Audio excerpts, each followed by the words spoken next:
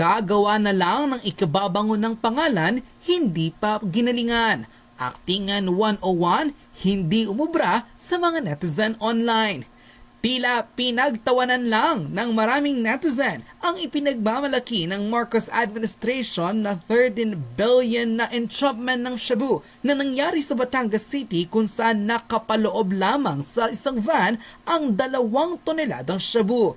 Hindi na raw kapanipaniwala ang gintong eksena, mas lalo pang nabuking na scripted ang mga nasabing entrapment nang hindi makapagsalita ang pulis mismo na tila nakahuli raw sa nasabing van na may karga-kargang 95 kilos of shabu. Sapul rin sa kamera ang di muna'y pagbulong ng isang pulis na pinaniniwalaang ito raw ang mga script na sasabihin ng nasabing police officer na nakahuli sa nasabing van sa isang checkpoint sa Batangas. Huwag na nga raw nilang pag-aksayan pa ng panahon ang pagpapanggap na ito dahil wala ng Pilipinong maniniwala sa kanilang panggagago. Pagtataka pa ng maraming netizen online, bakit raw mabilis pa sa kidlat hindi lamang ang media o ang press maging si President Bongbong Marcos at ilang matataas na opisyales ng pamahalaan, kabilang ang DILG Secretary ni si Benhur Abalos, na pakiwari ng ilan sa kanila bakit parang alam na alam raw na magkakaroon ng hulihan sa Batangas City.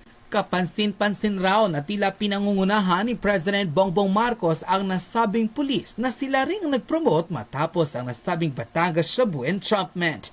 Narito ang isang nakakatawang video na nag-viral sa social media na hindi na pinaniniwalaan ng maraming netizen ang nasabing history-making ng Marcos administration na nahuli rin nila sa Batangas ang pinakamalaking shabu hall sa bansa.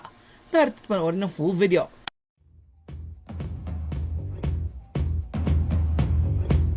Before you start asking questions, I'll warn you, he cannot talk about operational details. Kaya pag bigla kaming sasabat at sasabihin namin huwag siyang sasagot, that's because it's still ongoing. But he can tell you what happened.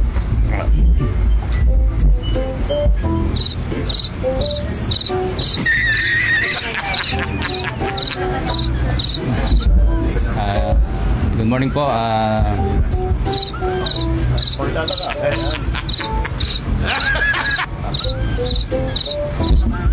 Alam mo, sa training sa militar, sa police, walang training para makakaharap sa press.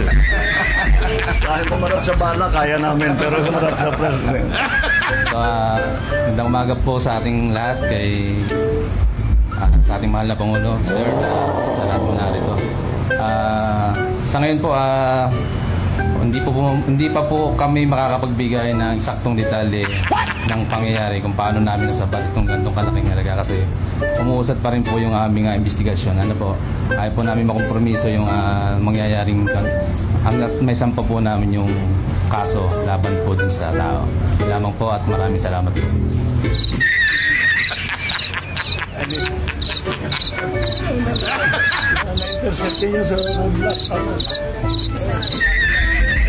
So, meron po kaming regular na checkpoint na sinasagawa po dito sa bayan na Latagtag. So, as part of intensified crime prevention. So, part of it, pina-flag down po namin yung mga sasakyan kung mayroong suspicious po. So, yun po, sinasubject po namin for inspection po. So, yun po, kagaya po na nangyari dito po sa pangyayaring ito. Yun po ang naging resulta. Nasabat po namin yung ganitong malaking halaga po ng shabu po.